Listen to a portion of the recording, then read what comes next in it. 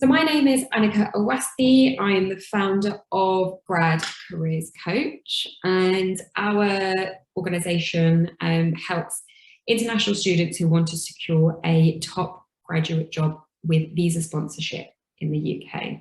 And we are very specific in that goal because it's quite a different route to securing a job that comes with visa sponsorship compared to an unsponsored job, okay?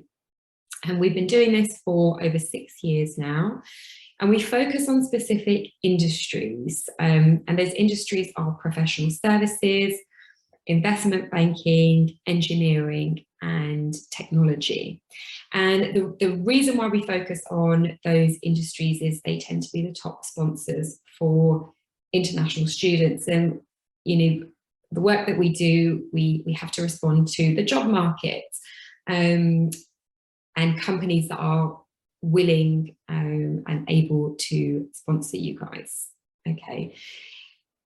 So this is a kind of good time just to check in that you're in the right place. So hopefully you've registered for this webinar today because you're an international student studying at the University of Manchester, and you would like to secure a job with visa sponsorship, or maybe you're considering a job with visa sponsorship and want to know a little bit more about that route, about your chances, etc. Okay, so if that's you, yeah, you are in the right place. I know with the introduction of the graduate route visa, you don't necessarily need a skilled worker visa to stay here after you graduate. Obviously, you have 2 years where you can freely work unsponsored at any company, which is fantastic. But and for many of you, having those 2 years, gaining that experience and returning to your home country is absolutely perfect. And you maybe aren't looking for more than that, but if you are, and obviously the students that we speak to are highly motivated and they really do want to stay in the UK on that kind of longer term basis, then this webinar is going to be particularly suitable for you. Okay, I'm going to stop my video now just as I'm going to go through slides and jump back on when we do the Q&A. So the current 2022 job market is a positive outlook, and this is the main thing I want you all to take away, is that it's a thriving job market. It's definitely a job seekers market this year compared to COVID years and even pre-pandemic, you know, and even I'm surprised by this, but yes, the number of graduate vacancies has really shot up. Could be the result of lots of things, but the fact is there are jobs available, and it's saying, you know, 11% higher than the pre-pandemic peak. So employers are in a position where, and we know because we have graduate recruiters on our coaching team, and they work for, you know, various companies, large companies like investment bank, professional services, and, you know, sometimes often they're struggling to fill some of these graduate vacancies, okay? So just bear that in mind, that yes, it can sometimes feel that it's very, very competitive, but also remember that employers are actively looking for you and really, really, you know, wanting to fill those places, and they've got targets to fill. So it's a thriving market, and it's not a huge surprise, but the industry that is set to be the largest recruiter graduates is accounting and professional services firms. I mean, that's a huge industry anyway in the UK. It's a growth industry, but it is also true for particularly international students. If I look at the students that have secured job offers with us over the last 6 years, yeah, the majority tend to be within professional services firms, okay? So that's just a trend to think about. And within that industry, there's lots of different types of roles. So you may think, well, I'm not studying anything that's related to that industry, you know, is that still relevant? It absolutely can be. You have to really look at the diverse roles that are available in the industry, because there will be something that will match your skills and your background. Okay, sometimes it's not super obvious, but I'll talk about how that can work a little bit later on. And graduate starting salaries are also set to increase this year. A new average starting salary of 32,000, which is quite impressive and a huge jump. So on average, we're seeing our students secure job offers where starting salary is minimum of around 28,000. Okay, because again, it tends to be the large international firms that are hiring and sponsoring international students, and generally on grad schemes, and the starting salaries are pretty generous. Obviously, this varies. It depends on the role itself, it depends on the region, but this is just to give you an idea of what to expect this year. And not to go into too much detail about visas and sponsorship, because we actually run completely separate webinars where I invite an immigration lawyer to break down the process, break down the points-based system, because it has changed and it obviously directly affects you guys. But I just wanted to give you a kind of an idea of what it's like this year compared to pre-Brexit. I speak to students all the time, and they say, oh, is it going to be more difficult now that we've got the points-based system? Is it going to be more difficult to meet that criteria? And I think there's a lot of confusion around that, kind of understandably. But what I would say is, no, the idea behind the points-based is to encourage more visas being processed, is to encourage more talent to come to the UK, and for students, talent to stay in the UK. The government have tried to actually make it easier than pre-Brexit. So salary thresholds have gone, obviously resident labour market test has gone, and obviously you were exempt as international students, but there's been steps to try and encourage students to stay on. And the graduate route visa, the 2-year graduate route visa is another example of that, of the government wanting to entice international students to come and stay. Okay, so and then just quickly about the cost, because again, one of the worries from international students that I speak to is well, it's the cost that must be putting off the UK employer from hiring me, and it's a good point, but I just wanted to really break down what that cost is, because there's a lot of misunderstanding around that. Now you can find this all on the government website, but for a large company, when I say large company, 1,000 people and more, the cost typically is about £2,000 a year for one hire under the 5-year skilled worker visa. Now, I wanted to compare it to the average cost for large companies to hire graduates, and it's also around £2,000. So you see, it's not a huge difference there. They're not spending tens and thousands on each international student and sponsoring their visa. It's very, very comparable to what a large company would pay recruiting that graduate in the first place. Okay, more can be found on these links, and we've also got some more resources around this on our website. Okay, I'm kind of going to try and zoom through these quite quickly, because I want to make sure there's time for Jiren and the Q&A. So the 5 steps to take before you even think about making an application. So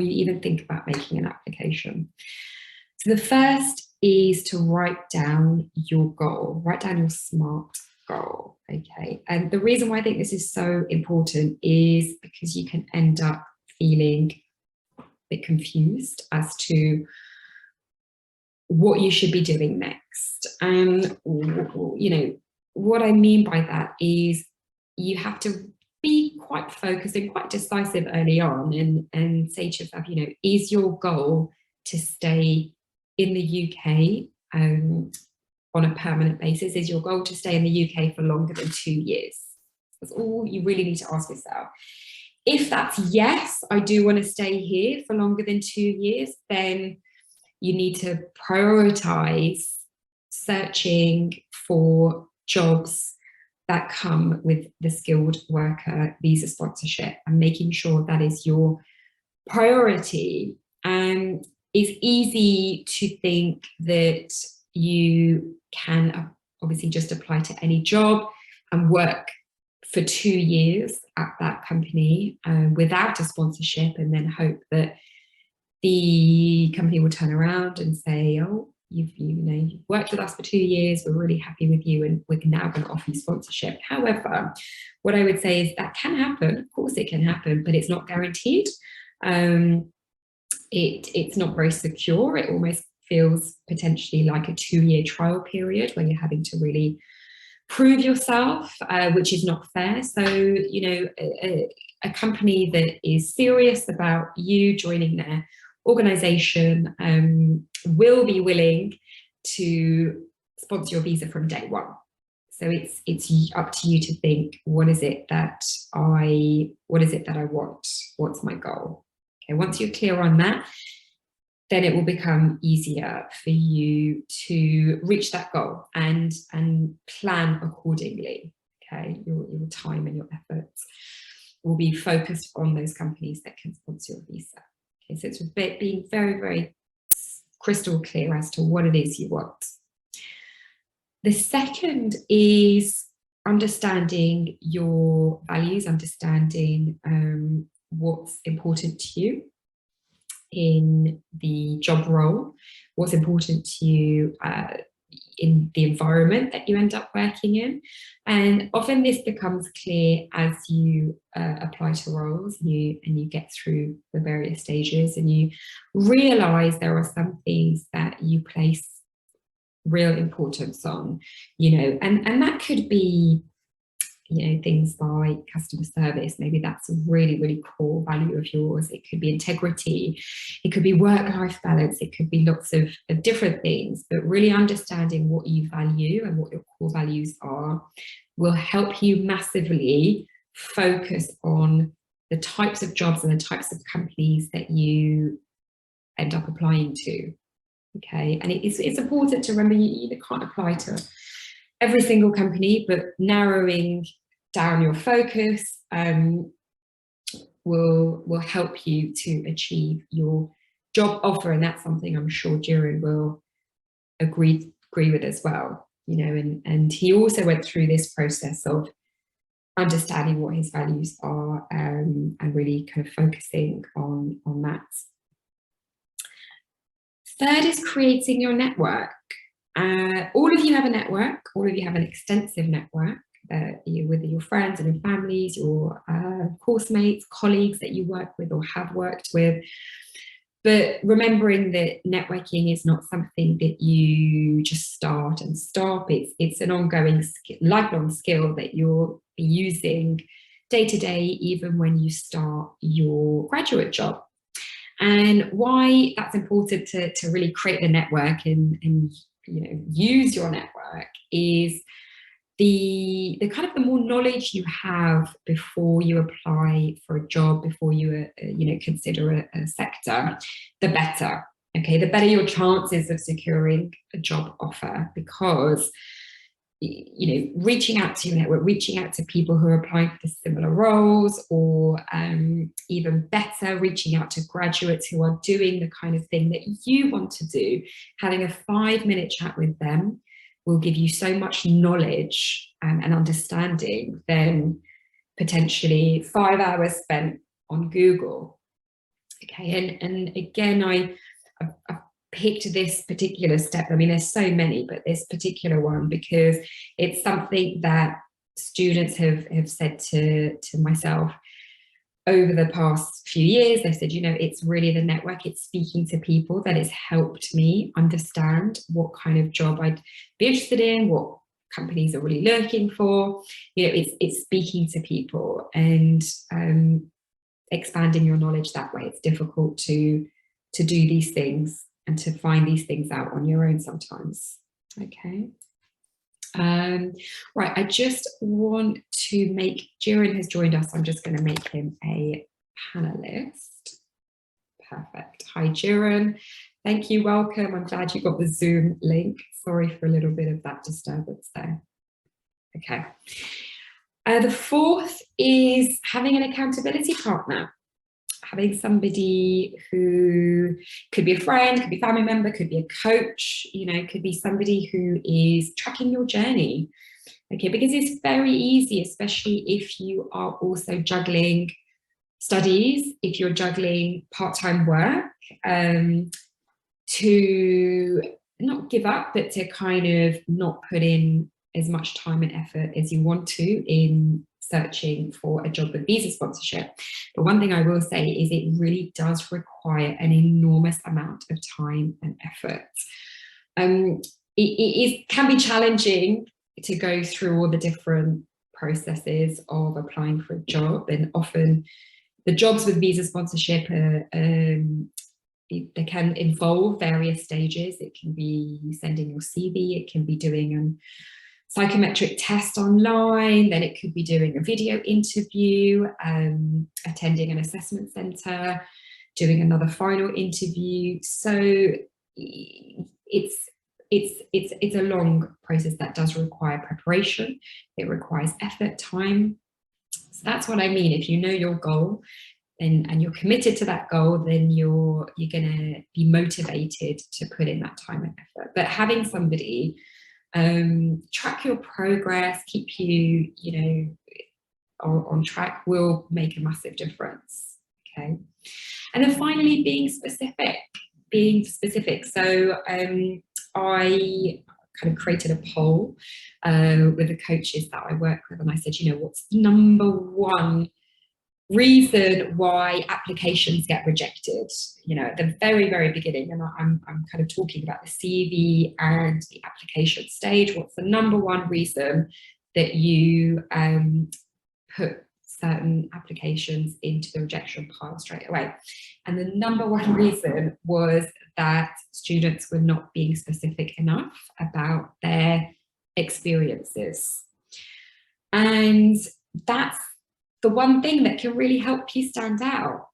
Each one of you have got very different experiences, different backgrounds, lots and lots of maybe work examples or extracurricular activities or anything, but you know, not being specific about them will let you down, because that's really what employers are looking for in the early stages. So specific about the skills you developed, specific about your responsibilities, your achievements, you know, specific about even your motivation for applying for that job role. So, you know, in your cover letters, are you being super specific about why it is that you're applying for the company, for the job role?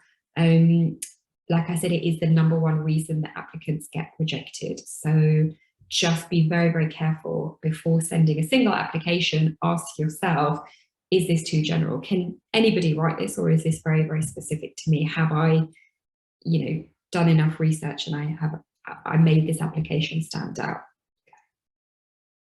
So I have zoomed through that very, very quickly because I wanted to make sure that there was enough time for the Q&A. But if you do have questions about any of that, feel free to add it in the chat. Like I said, hopefully there will be time for that. So I can see some questions coming through, which is brilliant.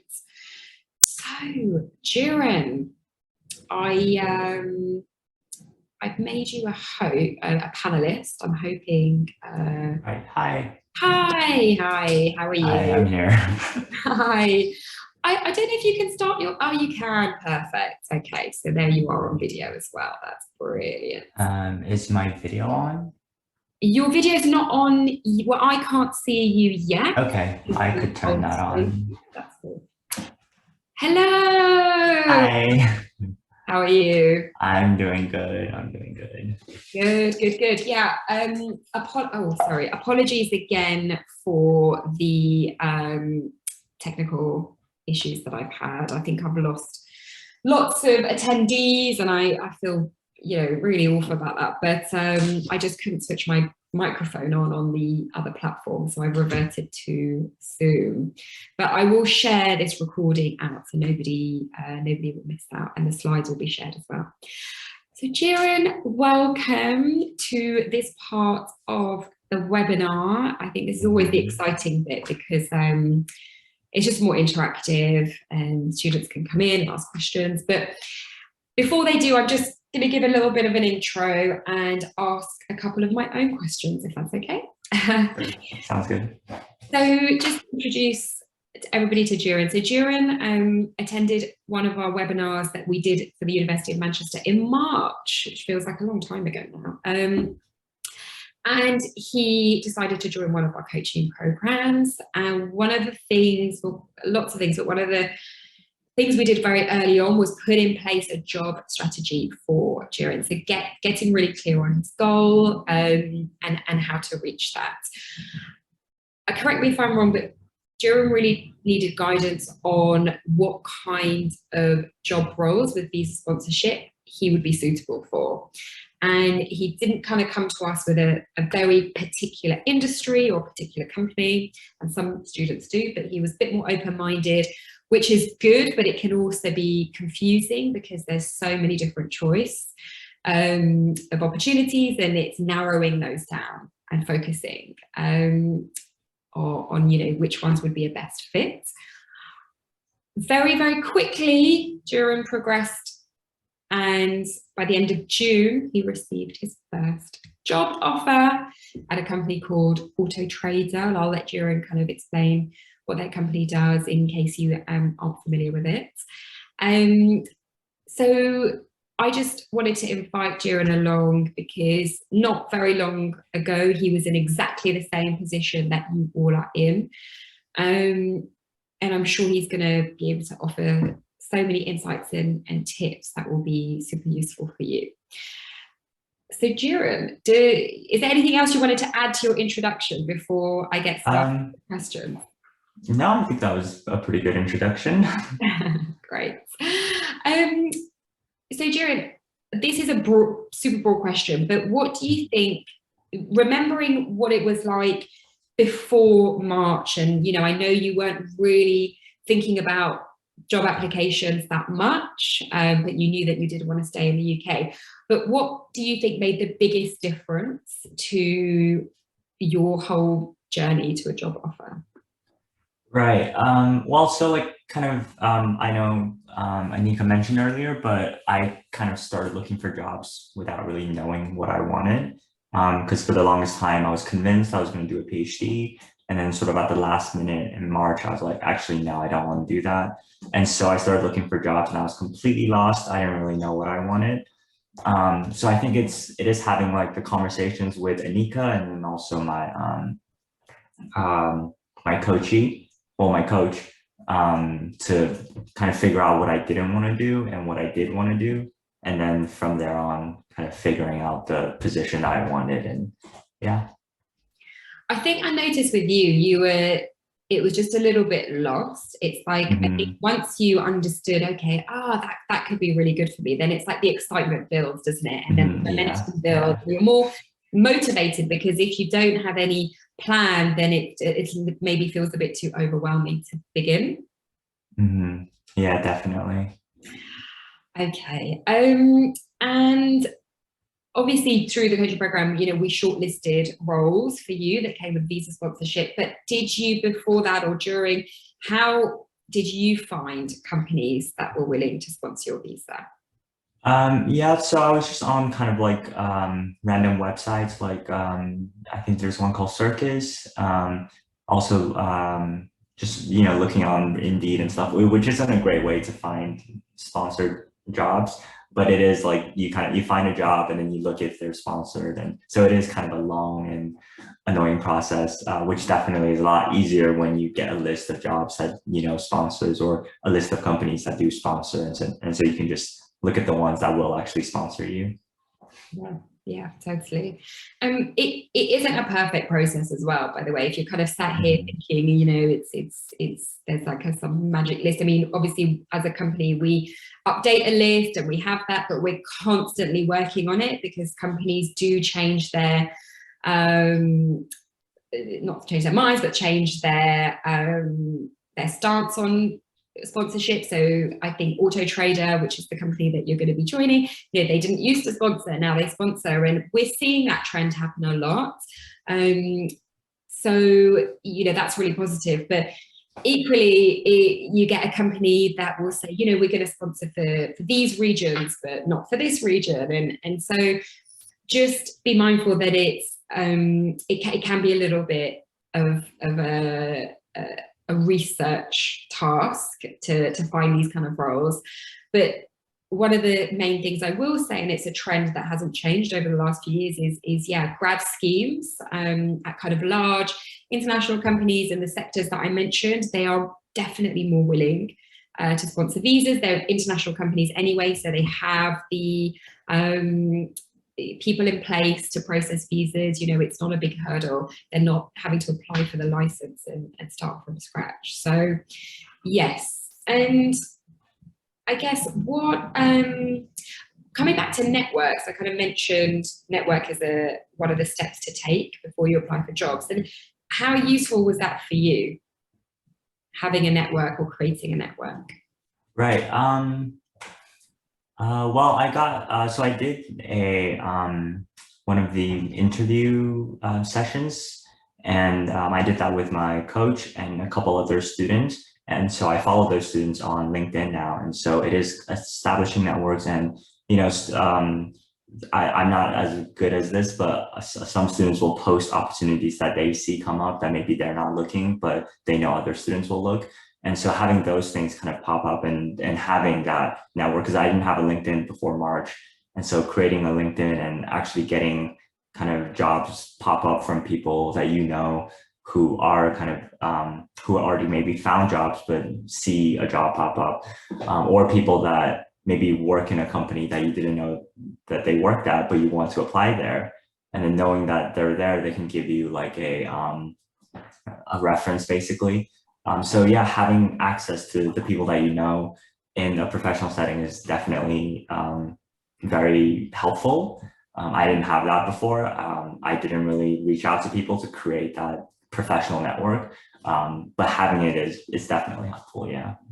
Yeah, and you obviously will be maintaining that network, growing that network when you start your role. So do you want to tell everybody exactly that whole process of applying for Auto Trader, all the different steps? Maybe give everyone an idea of how many jobs you applied for in total before you secured your job offer, just to give a bit of a context. Yeah, so I had applied to, you know, like the classic, the Big Four, and a couple of smaller companies. I applied to a few accounting firms, but then that was kind of before I realized that it was just not something I wanted to do, accounting. So it is kind of like through applications, like discovering what I want to do. And then I found Auto Trader, which is a company that I'm quite excited about because they're all about cars. They're about selling cars, which I'm really into. So it was kind of a no-brainer to apply for them. And so the actual application process for Auto Trader was I did my initial application with my cover letter and CV. They got back to me with an online test, did the test. I thought I failed it, but apparently I didn't. Had an interview. And then after that, it was an assessment day and a final interview after that. Okay. So quite a few different stages then. Yeah, it's about 5 stages, I think. Yeah, I mean, and obviously well, actually that was quite a short period of time, I guess. I think it was around a month and a half, that entire period. Okay, which is actually quite efficient for a company. So, you know, sometimes companies can take months to go through that process as well. So that's really good that, you know, you're sharing a story and that it can actually be quite efficient and quite quick. if you're going through the process, or if you haven't started yet, don't worry if you feel like your application process is kind of going on and on. And sometimes, there will be periods where you'll be having to wait for your interview invite or wait for your assessment center invitation, etc. But it's the recruitment team just catching up or just following certain timelines. So this was quite quick, but don't worry if you are applying and it's taking a few months to get through. It's easy to kind of feel a sense of panic, but like I said, it's worth putting in that time and effort and kind of having a little bit of that patience as well. Was there any point where you were kind of struggling with motivation? Because this comes up quite a lot, where I find international students have tried by themselves to apply for roles, kind of hitting a wall, getting frustrated, maybe thinking, oh, well, UK companies don't really want to hire me, maybe that's the problem, and getting really frustrated. And there's a huge dip then in motivation. And that's why often students do give up and end up not pursuing the job offer with visa sponsorship, because they worry it's too hard. So do you have any tips around how to keep up that motivation? I mean, you had a relatively short journey, right? There must have still been some points of frustration. Yeah, so every single application takes a lot of time to complete, especially the ones with extended tests that take up hours of your day. And so when you do an application like that and you don't hear back within like a week or 2 weeks, that's definitely like, oh my gosh, I spent all that effort and I'm not even hearing back from them. And so I think when that happens, you just have to keep applying. You have to take out time. So basically treat applying for jobs like it's a job. Take out time to sit down and apply to stuff. It isn't like, it won't come to you if you just wait for when you feel like applying and then you apply. You have to actually take out the time, be very deliberate with it. So it is like, when you do struggle with motivation, you just have to kind of keep working at it. Just keep going. And when you do hear back, it is like a massive, oh yes, moving on, next step. Yeah, no, that is so true. And do you have any kind of practical tips about how you juggled job applications with everything else? Yeah, so when I first started job applications, it was kind of towards the end of midterms for second semester. So I focused on uni, and then I had the break to really focus on job applications. And then at one point you do, like, once you've applied to enough companies, there is a waiting period before you hear back from them. So during that waiting period, I would just, go back to focus on uni work. And so it kind of like formed a cycle where, I would do my application, focus on uni, hear back from them, do the next step, focus on uni. So yeah, it's just continuing the work, continuing the cycle. So there's no break really, is there? It's just... I mean, if you're good with time, if you're better with time than I am, then I'm sure you can find break. But yeah. But I guess it's about, ultimately it's about how much you do want that job, and that security of having a job offer before you graduate, I think it is quite nice to have, but obviously with a graduate route visa, you can wait, but I know from students that we've helped, it's a relief to have it in place, Yeah, definitely. So when do you start your role? So I start October 3rd. Nice. Okay. And kind of looking back, what do you wish you had known? What kind of did you wish you'd known before you started? I guess like a more general one. There was something that I can't remember if it's Anika or Rianne. So Rianne was my coach that told me, but every application that you kind of just rush through is kind of like a wasted opportunity. So I did apply to, I think, 2 companies before, I applied to 1 company before I started actually putting in all the effort into my applications. And it is a fairly cool kind of like young company that I applied to. So I would have liked that job, but because I kind of rushed through the application, just kind of not really thinking too much about it, I feel like that was a massive wasted opportunity. So it is reorienting my brain to feel like, okay, every opportunity is precious and you got to seize it. Yeah. Yeah, it's so true. And it's your precious time as well, you know. So if you're rushing through something that could have been spent doing uni work or something else. And it's a quality, not quantity type approach, I think, if you want to be successful. Okay, what general tips would you give international students who have started this process? I'd say like, I think a lot of what I did was, I think a lot of the success that I found was through my interview process. And I think something that you could do that makes you stand out as an international student quite quickly is just be really confident, be, I guess,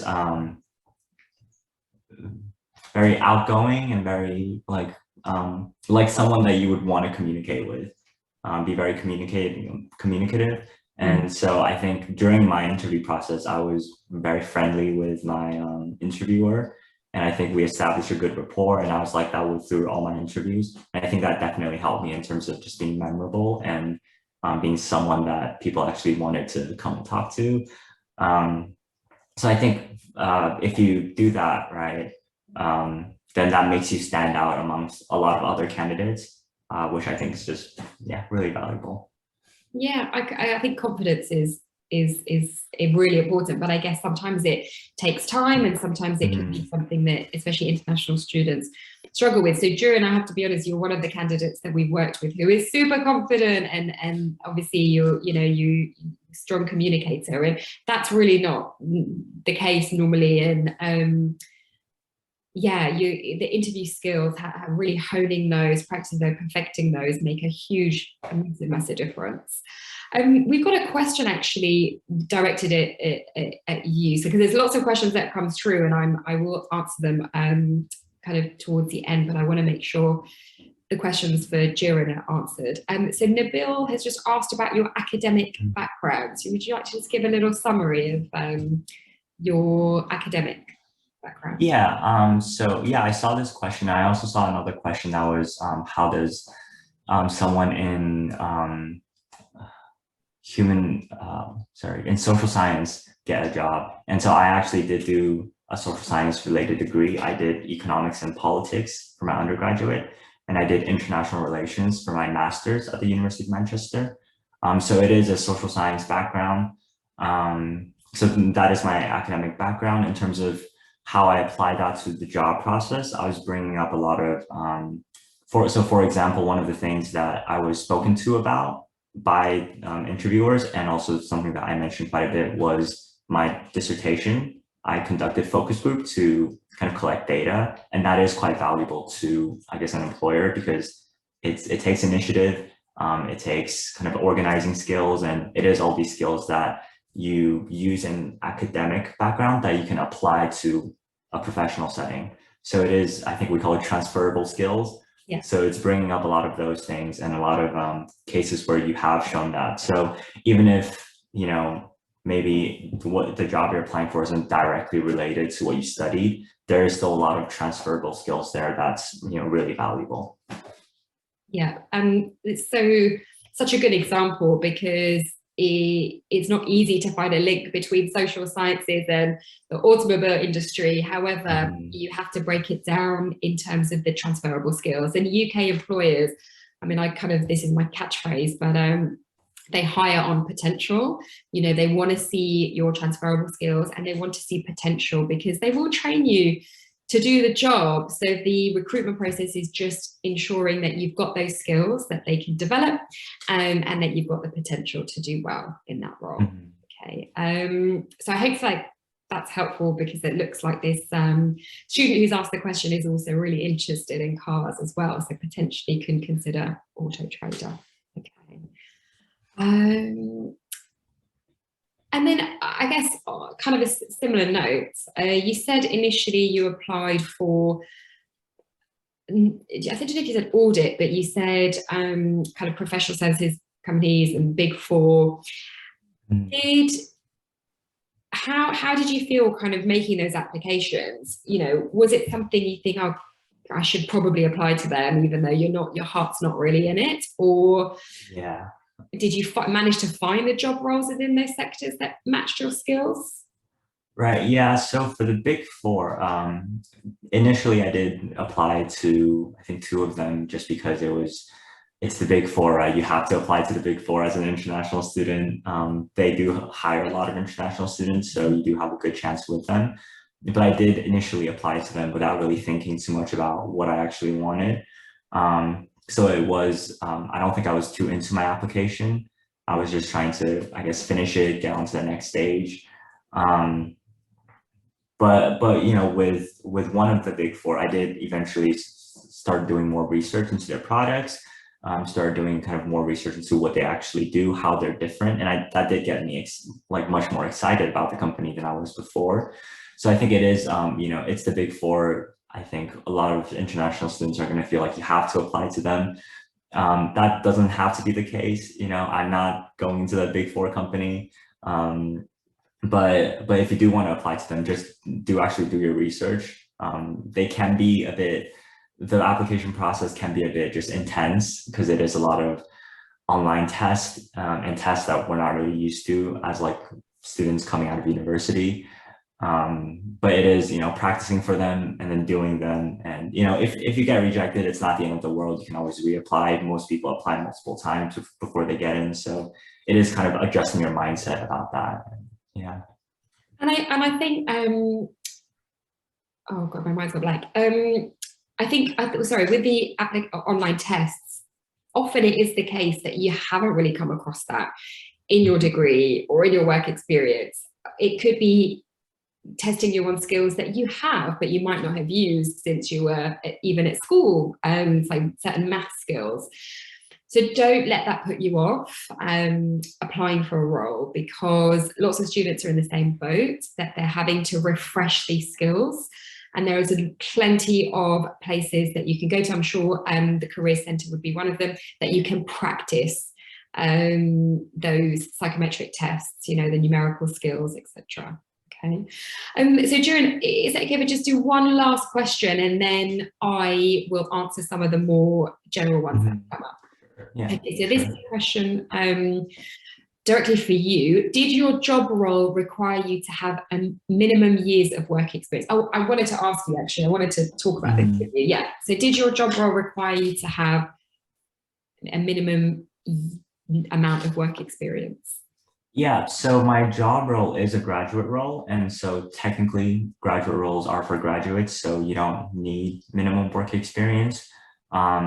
And when I was doing my in-person assessment day, so I've never had a proper physical, like paid 9 to 5 or any kind of job before my application. I did have a lot of just, I guess, unofficial experiences just with helping out with my family's company and all that. So technically when I applied, I didn't have any actual work experience, but it is taking a lot of experiences that I did have, whether it's from university or from, you know, just helping out with my dad's company and whatnot, and translating those and trying to show the employer that you do have these skills that they're looking for, and just showing them that you do. So for my job, I didn't need work experience, but if you're applying for a non-graduate job, they might ask you for that. I think that depends on the job.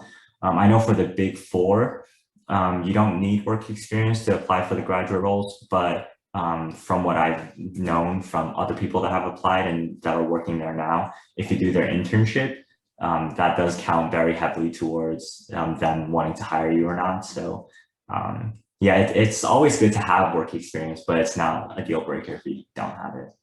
And I really love that you're saying that, because the fact is, when I saw your CV first and there was no work experience, I kind of had to ask you about it. I thought there must be something, and that you actually hadn't put on your CV that you had helped with your family business. And I see that time and time again with international students, that you kind of don't count that, but often, you know, you're learning an incredible amount. You're given potentially more responsibility, and it's still a relevant experience that needs to be on your CV. But essentially you're coming from a background with, you say, no real work experience, but you aimed your applications at graduate jobs, which hopefully all of you on this webinar will be applying for as well, that level, where you don't need to have relevant work experience, you don't need to have extensive work experience. You have been a full-time student up until now,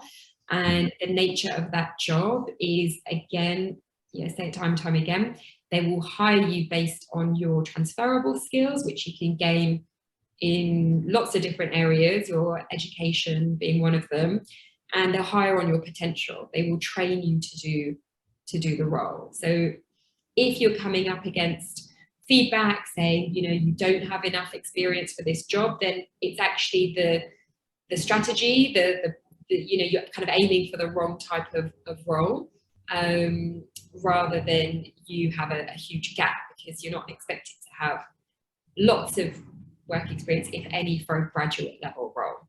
Okay, but Jiren, so you're a good example of minimal work experience, and obviously you secured a great graduate job offer.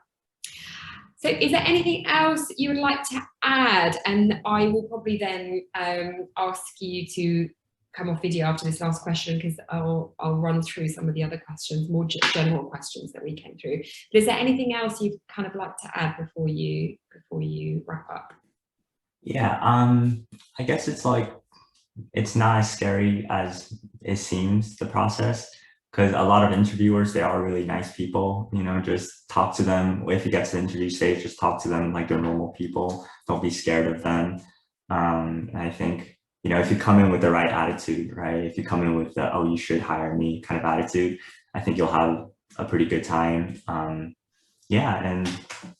it's pretty much it. It's not as scary as it seems. What a relief to hear.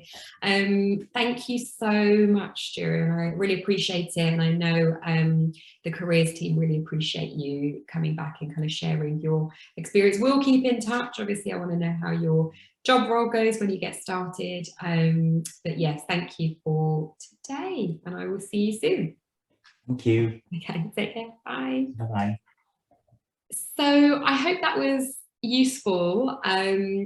I've seen so many questions come through, and I have time, if everybody else does, to answer it.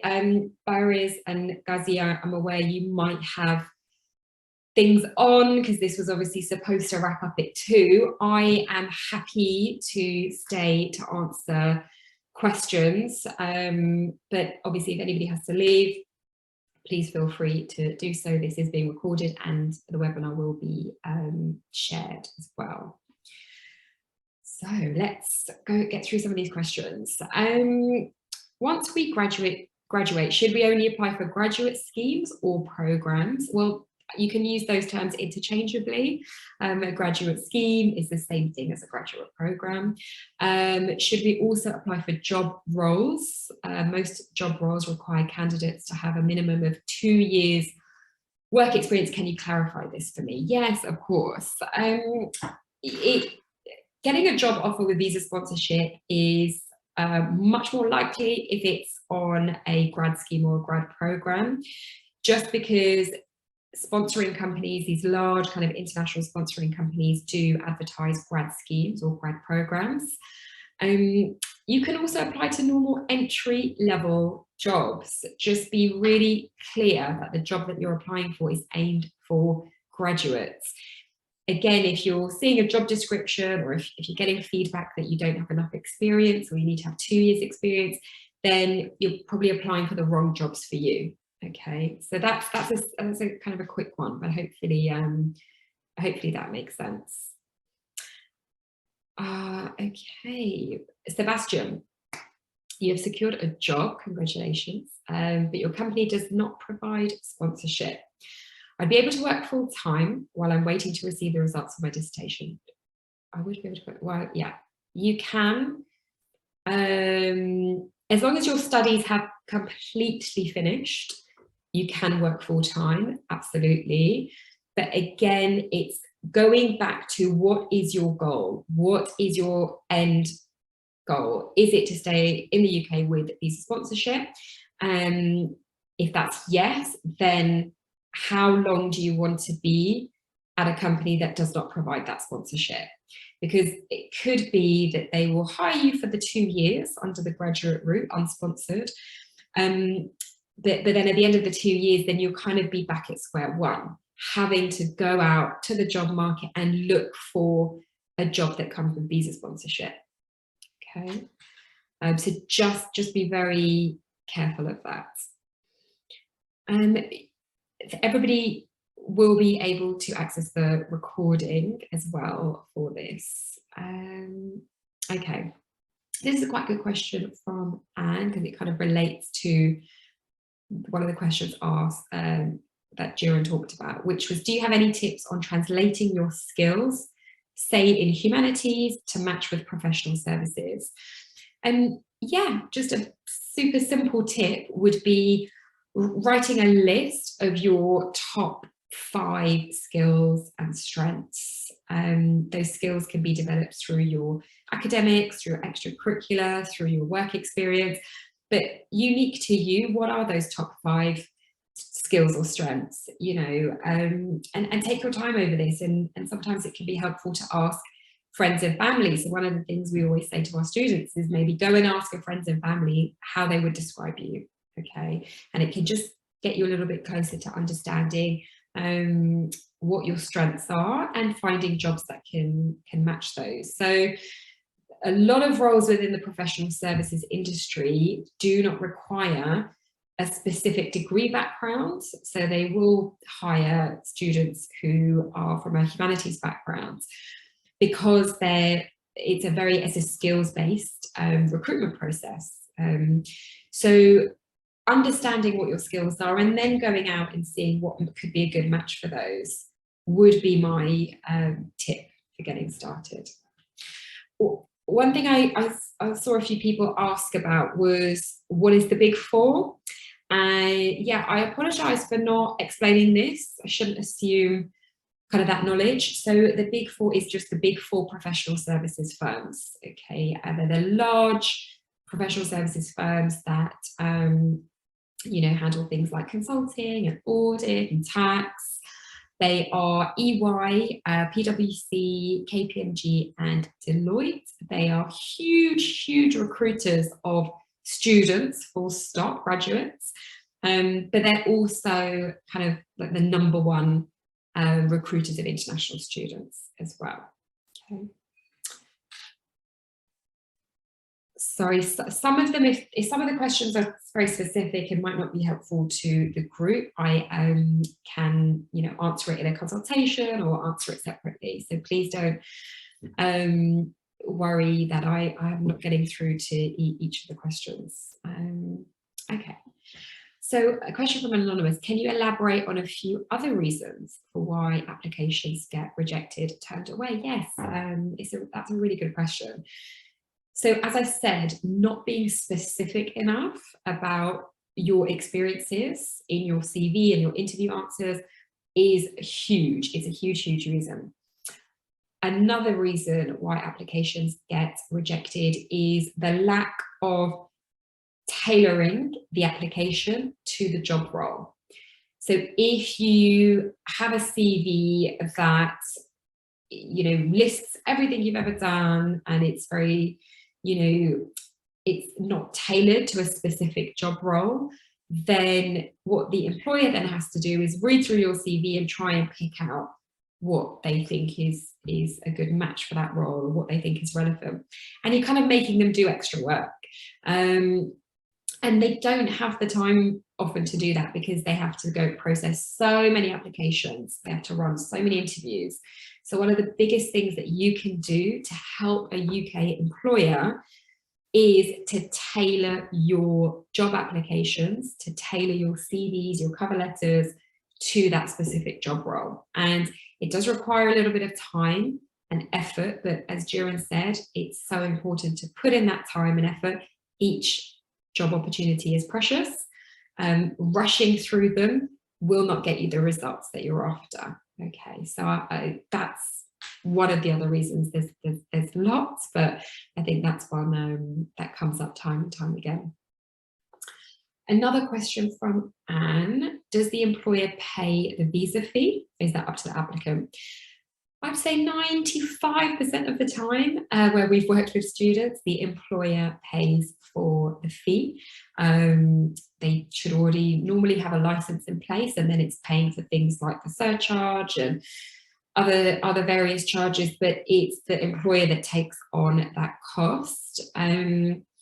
Sometimes if it's a potentially smaller firm who is going through the process for the first time, or maybe doesn't have the resources, may ask for an international student maybe to share that cost. But again, it's a case by case. But kind of as I reiterated at the beginning, and I'll kind of mention it again now, it's the kind of the large international companies that it would be recommended that you aim for, because they have the resources to sponsor your visa, and they will take care of not just the cost, but the processing, the admin, and all of the legalities as well. So it's the kind of the most secure route to go down. Okay.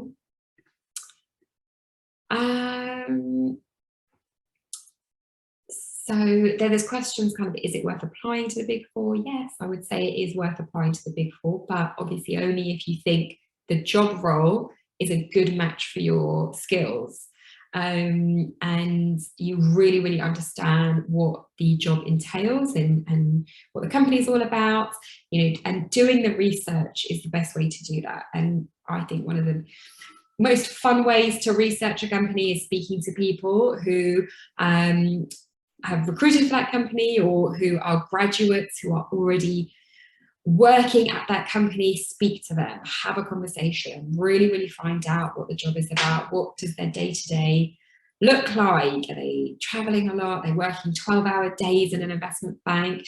You know, really understand what it is the job entails, and then decide whether it's worth you putting in that time and putting in that effort to make that application. A question from an anonymous: how easy is it to get a company in the engineering field to sponsor your visa? It's just as straightforward as any other sector, actually, if not potentially more so, because good engineering graduates are very sought after. We've got a couple of coaches in our team. They recruit for engineering roles, and yeah, they're always kind of willing to sponsor candidates and wanting good quality applications to come through. It's really looking at the company that you're applying for. Okay, so yes, you're going to get thousands of companies within that field that can actively and willing to sponsor internationals, and you'll get some engineering companies that won't be. So, you know, it's kind of filtering that out. But it's not more or less difficult to get a job with sponsorship in engineering. So a question about timing, and I can't believe I've gone through this entire webinar without talking about the importance of timing. So thank you, Ebard, for kind of bringing this up. So your question is, when should I start applying for jobs? Any specific months? You're the incoming final year of an engineering master's, graduating June next year. Perfect, thanks for that question. So there is ideal times to apply for graduate jobs in the UK. So employers are going to be looking for your applications from, I would say, now. You know, some companies have opened early. A lot of applications will open September, October, especially for grad schemes. And it's a very busy time for applications and for recruiters, UK recruiters, up until, say, maybe March or April. Okay, so you've got this kind of window where employers really want your application. But if you're looking for, especially graduate schemes, graduate programs, bear in mind that September, October, November are the best times to apply. You don't want to be waiting until next year, not because it's too late, but because there is a certain number of those grad schemes that will already have been filled. So for example, if we're going to go for the big four, let's say PwC, they'll want to fill up their places quite early. So you may find if you start looking in February or March, there'll be fewer opportunities. Okay, so it's just being really, really mindful of timing. Yeah, there is perfect times. The summer months, May, June, July, are probably the quietest time for recruitment. Having said that, this year has been a little bit unusual. The graduate recruiters on our team have said actually the May market was just as busy as January, for example. So that trend can change, but what I would say is apply early, no matter what you're studying, no matter what industry you want to get into. The advice from me would be the same, which would be to apply early. So make your applications from next month, from September, from tomorrow. Okay. So there's lots of questions about the graduate route visa and visa-related questions, which we will be running a separate webinar, which will be talking about kind of the points-based system, about the graduate route visa, applying for that separately. So please do join that one. Okay, a question from, I really hope I'm saying this right, Zong Ken. How well is oral language, how I guess, good does your English language levels need to be for interviews? I think that's a really good question. And Jiren, I have to be honest, is one of the most unique students that we've worked with because he's got exceptional language skills. His English is fluent. He went to an international school. So he's not typical of the international students that we work with. The international students that we work with have English as their second language. And often they do say that it's the confidence in English that holds them back, makes them a little bit more cautious and a bit more nervous when it comes to interviews, especially.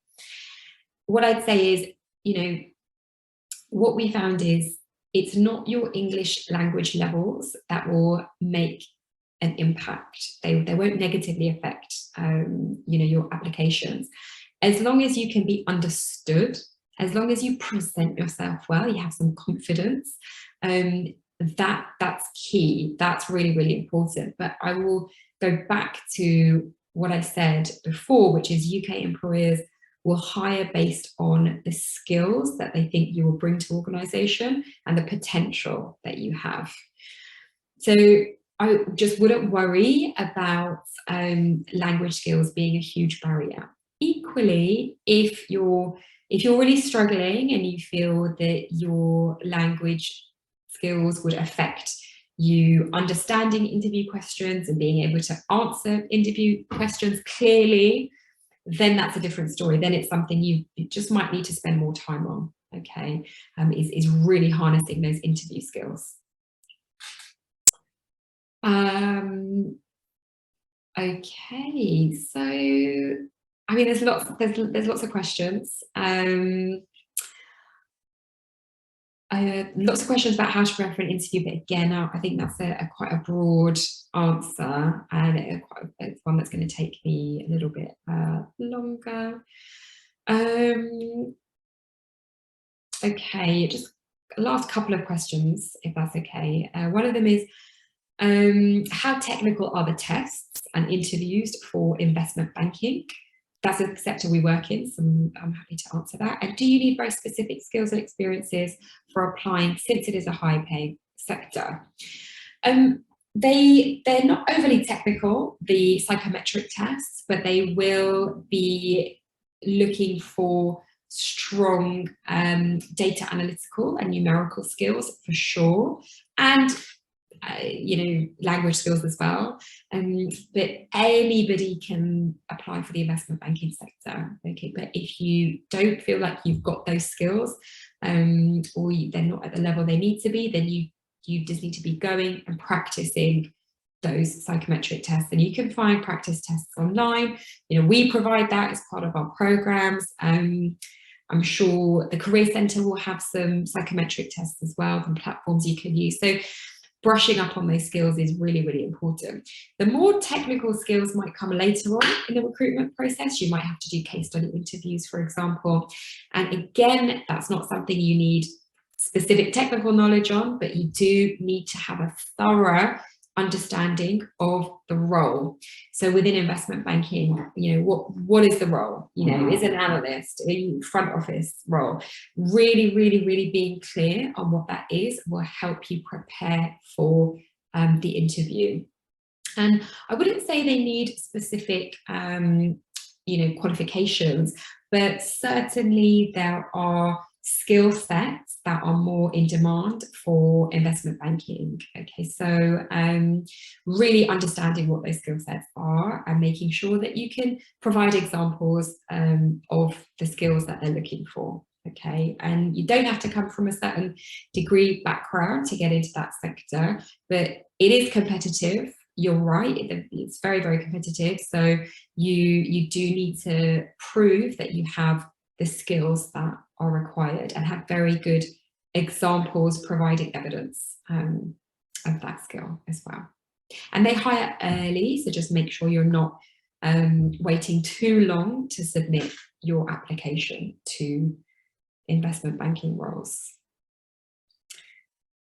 Okay, so there, yes, so in the following slide, so next steps is, and I apologize, I can't answer everybody's question, but you know, we regularly do webinars. There'll be plenty of other opportunities to run through these. If you would like a little bit more advice, guidance, tips, you can email your CV to me at anika@gradcareerscoach.com. Read through something called our information pack, which essentially breaks down the services that we provide, but you can also book in a free one-to-one consultation call. They're quite short, so come prepared with questions so we can really make the most of the consultation call. This is a link to my calendar, so if you wanted to book your call today, you absolutely can. If you can't find a available time, then you can email me and we can arrange that for you. So I'm really sorry that kind of I've overrun and I started late. I hope it was still absolutely, you know, really useful for you guys. It's nice to have Jiren here to talk about his experiences. And I'm probably going to wrap it up.